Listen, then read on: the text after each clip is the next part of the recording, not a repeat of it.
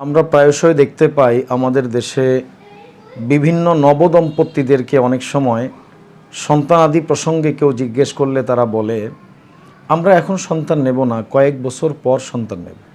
প্রথম কথা হলো, তারা এই জাতীয় কথা বলে কি বোঝাতে চায়?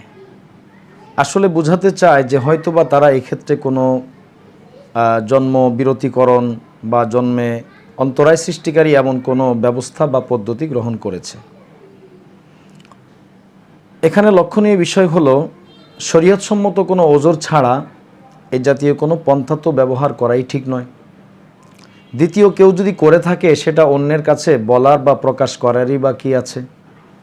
এছাড়াও আরও বেশি মারাত্মক বিষয় হলো যে এই বিষয়টি এভাবে উত্থাপন করা, নেব না বা আমি সন্তান নেব না, আমরা নেব না, এ কথা কে না জানে, সন্তান দেয়া বা না দেয়া এটা কারো হাতে নয়, বরং এই বিষয়টি সম্পূর্ণ আল্লাহ তাআলার নিয়ন্ত্রণেই রয়েছে। আল্লাহ তাআলাই ইচ্ছা করলে কাউকে সন্তান দান করেন, ইচ্ছা করলে সন্তান দান করেন না। কারণ বহু ক্ষেত্রে এমন দেখা যায়, গর্ভ সঞ্চার হয়, এর বিরোধী, গর্ভ সঞ্চার বিরোধী কোনো পদ্ধতি ব্যবস্থা গ্রহণ করার পরও সন্তান গর্ভে চলে আসে।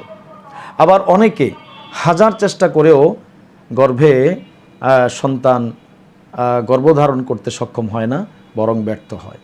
কাজেই বিষয়টি বাস্তব হলো যে এটা সম্পূর্ণ আল্লাহ তাআলার নিয়ন্ত্রণে। যেমন আল্লাহ তাআলা সূরাতুশ শূরার মধ্যে বলেছেন, ইয়াহাবু লিমান ইয়াশাউ ইনাসা ওয়া ইয়াহাবু লিমান ইয়াশাউ যুকুর আও ইউযাব্বিজুহুম যুকরানা ওয়া ইনাসা ওয়া ইয়াজআলু মান ইয়াশাউ আকিমা। আল্লাহ তাআলা যাকে চান তাকে মেয়ে সন্তান দান করেন, যাকে চান ছেলে সন্তান দান করেন, যাকে চান ছেলে মেয়ে উভয়টি দান করেন, আবার কাউকে চাইলে তিনি বন্ধাও বানিয়ে রাখেন। এটা সম্পূর্ণ আল্লাহ তাআলার ইখতিয়ারাধীন বিষয়। সূরা ফাতিরের মধ্যে আল্লাহ বলেছেন, আল্লাহ পাক যদি কোনো রহমত কাউকে দান করতে চান তাহলে সেটা ঠেকানোর মতো, বাধা দেওয়ার মতো কেউ নাই। আবার তিনি যদি কোনো কিছু বাধা দেন তাহলে সেটা ফেরত দেওয়া তিনি ব্যতীত অন্য কেউ নেই। কাজেই যেসব বিষয়গুলো আল্লাহ তাআলার কুদরতাধীন, ক্ষমতাধীন বিষয়, সে জাতীয় ক্ষেত্রে এমন কথা খুবই অন্যায়। কোনো মুমিন অন্তত এই জাতীয় কোনো কথা বলতে পারে না।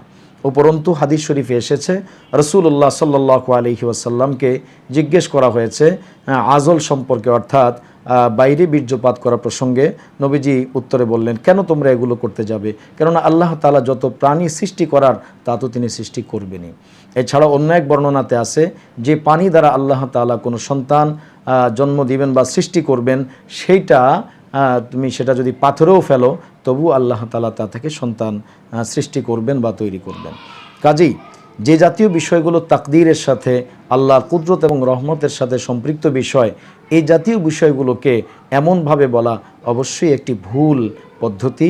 আমরা এ জাতীয় ভুল থেকে বেঁচে থাকার চেষ্টা করব। কোনো মুমিন এই জাতীয় কথা যেন না বলে। আল্লাহ তাআলা আমাদের সকলকে বোঝার তৌফিক দান করুন। আমিন।